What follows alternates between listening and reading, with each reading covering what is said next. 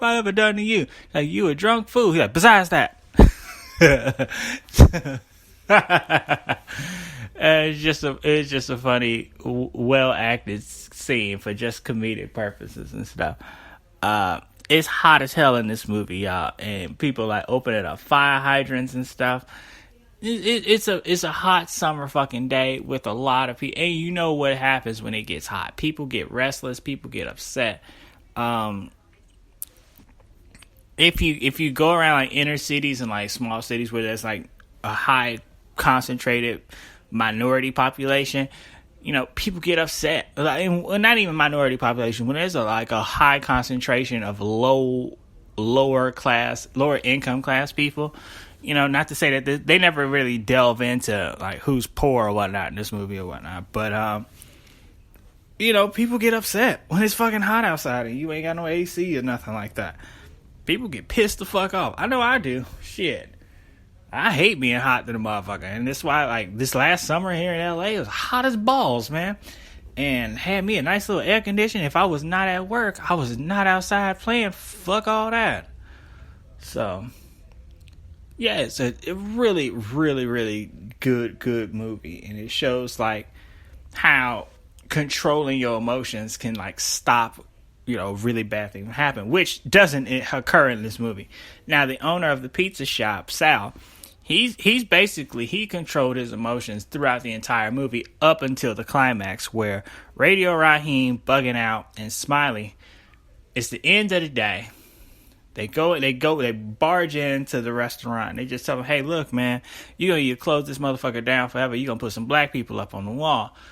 Huge argument breaks out. Sal just finally just gives in to those emotions, calls Radio Raheem a nigga, breaks his fucking radio. Huge fight breaks out. They drag everybody out. The cops show up. And Radio Raheem ain't Radio Raheem a big ass dude. The actor who plays him is fat than a motherfucker now, but like at that time he was one of the biggest cats around. Police fucking chokehold him, kill him.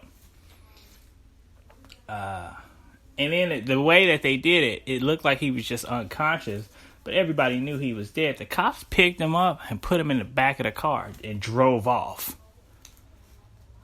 You know, they basically just tried to hide the fact that they basically just murdered somebody. You know what I mean? And this movie was made in 1988, by the way. It is 2017, and some of the same shit still happens. Like, this movie was way ahead of its time, and it was current with its time as well. Because the same shit was happening in 88, except for, you know, we didn't have all the news outlets or, like, the internet like we do now to, like, fully put focus on it. This is a very important, very, very important movie to watch. You guys should totally check this out. And then learn something from it. There's always some lesson to be learned from it. Control your fucking emotions. You know, listen. Stop and have a conversation with somebody sometimes. Not everything has to be a drag-out fucking argument or something, you know? It's like when I have a lot of issues with a lot of movies where it's just like, okay, we're just gonna fight. No, y'all are intelligent people. Sit and talk about this shit. Figure this shit out. Why do we have these differences? What can we do to overcome these differences? How can we kind of work together? Because us having these differences isn't getting us anywhere we want to be. You know what I mean?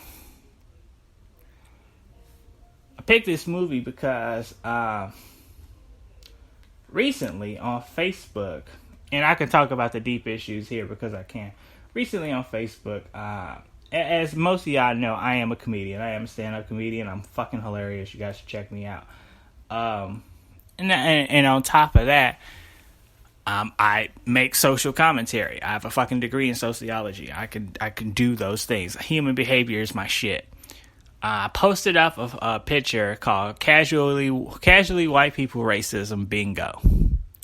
Fucking hilarious.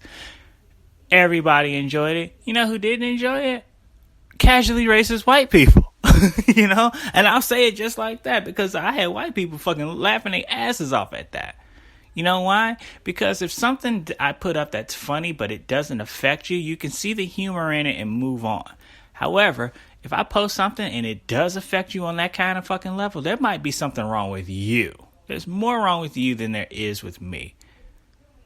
Why do I say that? Well, people post shit about black people all the fucking time. I don't take it to fucking heart. I don't get all up in arms about shit. More times than not, because if it doesn't affect me, if they're not talking directly about me, I can see what they're trying to say. I can correct the ignorant shit when I can. However, I don't take it emotionally because more times than not, people ain't talking about me. If I don't display certain kinds of behaviors, I'm not going to act in a way that denotes that I do. You know what I mean? I say that to say this. A couple days later, I put up a post that said, "Are we ready to accept that Beyonce is overrated?" I am very much vocal about how overrated Beyonce is. I have been before it was popular to be so. Then one guy who I considered a friend for a long ass time actually and that's just not the case anymore. He basically he instead of saying yes or no on the post, which the post was a very serious joke. Serious joke meaning yes, I do think she's fucking overrated. Joke because I wanted people to laugh at it. Said, well, if I answer this question, would it be one of those things considered on the racist white people bingo? And I'm like, wow, no. I mean, it does raise a lot of other questions, though. Like, why would you even have to ask that? Because one thing didn't have to do with the other, is what I'm saying. Like, if you see something like that, and that's the first place you go, again, there's more wrong with you than there ever is with me. So, with that said, just like the movie says, everybody, do the right thing. You know? It's a great movie. You guys should really check it out. Thank you guys again for listening to this show. This show was, pretty decent one. I gave you guys a synopsis of the movie. Check it out, for real. Watch it for yourself. Watch it a couple times. Watch it with your friends. Watch it with your families. Watch it with your kids. There is a scene in this movie where you see Rosie Perez's titties. I had no idea they was that nice in the 80s, honestly. Really did not. Rosie Perez was a fucking Soul Train dancer, too. She wasn't my favorite.